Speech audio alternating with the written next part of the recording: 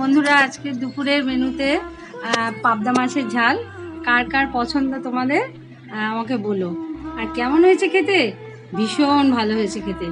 আর তোমাদের সাথে তো সেটা শেয়ার করতে পারবো না, তো জানিও কার কার পছন্দ পাবদা মাছের ঝাল।